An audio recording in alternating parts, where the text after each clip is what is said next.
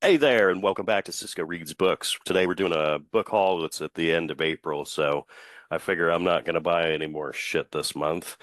Um, I mean, honestly, that's probably a lie, but if so, it'll go on to May's book haul.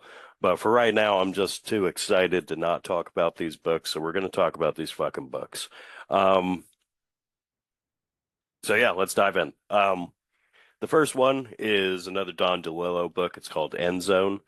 So these ones I'm just collecting everything that Don DeLillo ever put pen to paper and wrote at this point because it's just he is a fantastic writer. I'm about halfway through Americana now at this point, so and I'm liking it. There was a couple points in the book where I was like, I might DNF this, and then I went a couple more pages because I always love to. I just like to give them a chance up until I'm like, fuck this, and then I put it down. Um, but every time I got to that point where I was like, yeah, I might DNF this, something would happen, and I'd be like, all right, yeah, shit, I'm in. Or, something funny happens, and I'm like, I do kind of enjoy this story. Um, but full review to come on that later when it's actually finished. But yeah, so Don DeLillo, End Zone. This one caught me because it's basically a sports allegory about nuclear war. Who the fuck isn't interested about that? I just want to see how he pulls it off at that point.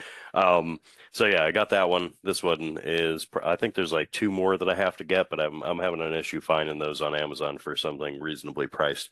Um, the next thing that I got is finishing a collection of pulp era stuff that I've been into for a while now. And that is Clark Ashton Smith's complete short story collection. This one is The Door of Saturn or The Door to Saturn, because fucking reading is hard. Um, the next one is A Vintage from Atlantis, Volume 3. So needless to say, I already had Volume 1. Um, and then the next one is The Maze of the Enchanter. This is Volume 4. And then the final volume is The Last Hieroglyph, which is Volume 5.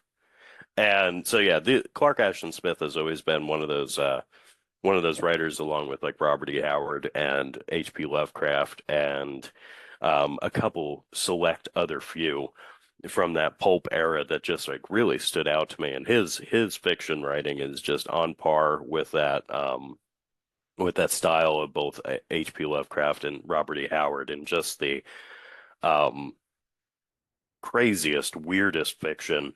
These are the big three that made Weird Tales what it was back in the day, when they were all alive and writing. So yeah, they just knocked it out of the park, and they're honestly three of my favorite pulp era writers that are out there. If there's more that you guys know about that you can recommend to me that wrote weird fiction that maybe I'm missing out on, please do. Robert Bloch is another one that I do enjoy, and I'm starting to try and find his complete like pulp era fiction. Um, so keep that in mind. The next two books are from Book of the Month, which if you watch the video that I came out before this, I'm not like super happy with that subscription service right now because the book selection fucking sucks. But these are two books that I got this month that were really freaking tickled my fancy. The one is a hardcover version of All Quiet on the Western Front by Enrique Maria Remarque, French guy, fucking name. Um, I'm gonna butcher the shit out of it, so like, what's the point? Um, the next one is the one that I was like, this is close to like the only thing that I would probably read, and I had a free credit, so I was like, all right, well, I'll get All Quiet on the Western Front. I guess I'll get this one. And that's Molka by Monica Kim. And, like this is, like I said, not, it doesn't seem like it's going to be up my alley, but I've seen people raving about it, so I'm going to give it a shot. We'll see what it does. But yeah, Book of the Month, I'm not super happy with that subscription service right now, and the selection just fucking sucks. Um, yeah. So that's where we're going to leave that. The next one is a tome. And this is Ronald Malfi and his new book, The Hive. This one I'm super excited for because I just started, or I'm just about to start reading Ronald Malfi, which was in the first book haul video that I ever did with Senseless, and that's after I read Americana that I'm going to read that. So I'm excited to see what Senseless is about, and The Hive, it really just the description itself just spoke to me, and I was like, yeah, I think that one is probably one that I'm definitely going to like. Even if I don't like Senseless, I'm still going to give The Hive a try because it just seemed like it was right up my alley of like interests. And then the next one is another Brahm, and this is Evil in Me by Brahm.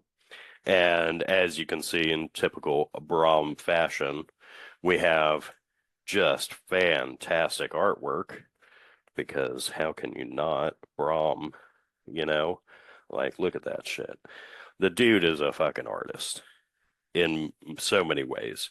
And just like, yeah, like how do you not like that shit? Um, yeah, sorry, it's like super glary, but that's what we do. Um, but yeah, so I'm excited for this one because this one's about like a metal band and or a punk band and demons, and I was like, music and fucking demons and shit. Like, yeah, who doesn't like that? Um, but that's pretty much everything that I have for book haul, I think. I'm looking around. I don't think I shoved any random books anywhere that I had bought. I have a habit of doing that. So if I do find any, I would say I added them in, but it's probably a lie. Um, uh, so yeah, if I find other books, they'll just go on to May, and it'll be my dumbass that forgot them. So or put them on my shelf in the bedroom or something, and now I don't have them available when I'm doing a book haul. So we're learning slowly but surely. We're learning. We'll get there. The professional value of this is going up a little bit, maybe eventually. Who knows? Um, but yeah, so that's a book haul for the end of April 2026 if you're watching this in the future, you know.